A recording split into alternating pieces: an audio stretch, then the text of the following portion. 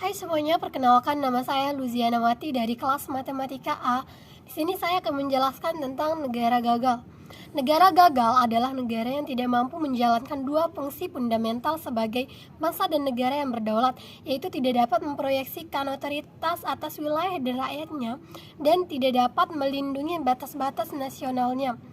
Pemerintah negara tidak memiliki kapasitas yang lemah sehingga tidak mampu memenuhi tugas administratif dan organisasi yang diperlukan guna mengendalikan sumber daya manusia, alam, dan lainnya.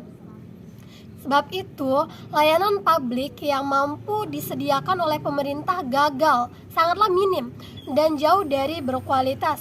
Parahnya lagi, negara gagal, warganya sudah tidak lagi percaya dengan pemerintah yang sah, sehingga menjadi negara yang tidak sah di mata masyarakat internasional.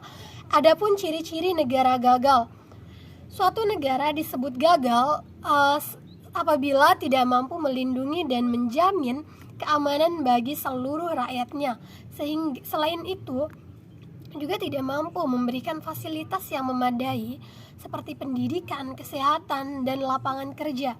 Meskipun tidak ada kesepakatan umum mengenai definisi negara gagal, namun suatu negara dapat dikategorikan gagal dengan ciri-ciri sebagai berikut. Yang pertama, dalam bidang ekonomi, yaitu kemiskinan dan pengangguran yang tinggi, harga-harga melambung, cadangan pangan yang menipis terutama dalam pangan pokok. Yang kedua, dalam bidang politik, kriminalitas lembaga negara menjadi indikator bahwa negara itu gagal. B. Pelayanan publik yang memburuk. Dan C. Intervensi negara asing. Yang ketiga, dalam bidang sosial, kondisi masyarakat yang terbelah hingga terjadinya perang saudara, eksodus warga luar negeri, tingginya angka kriminalitas yang banyak dan bahkan tidak dapat dituntaskan oleh proses hukumnya. Lalu pertanyaan yang ketiga, apakah Indonesia termasuk negara gagal? Menurut saya, Indonesia bukanlah termasuk negara gagal.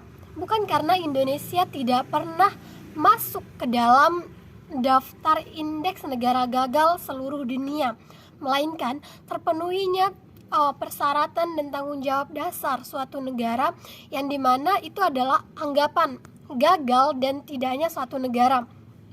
Dan menurut saya, Indonesia sudah memenuhi semua itu. Indonesia sudah berusaha untuk memperbaiki dan mengembangkan baik dari sistem pendidikan, kesehatan, komunikasi, teknologi, dan lainnya. Lalu seiring perkembangan waktu, Indonesia dari tahun ke tahun mengalami perkembangan yang cukup signifikan, dan itu semua menurut saya sudah memenuhi persyaratan dan tanggung jawab dari negara itu sendiri, dari suatu negara yang berdaulat. Jika masyarakat bisa bekerja sama untuk membudidayakan dan meningkatkan hasil bumi, karena seperti yang kita ketahui bahwa Indonesia dikenal sebagai negara penghasil rempah-rempahnya. Jika hal tersebut dimanfaatkan dengan baik, maka akan mendapatkan keuntungan yang besar.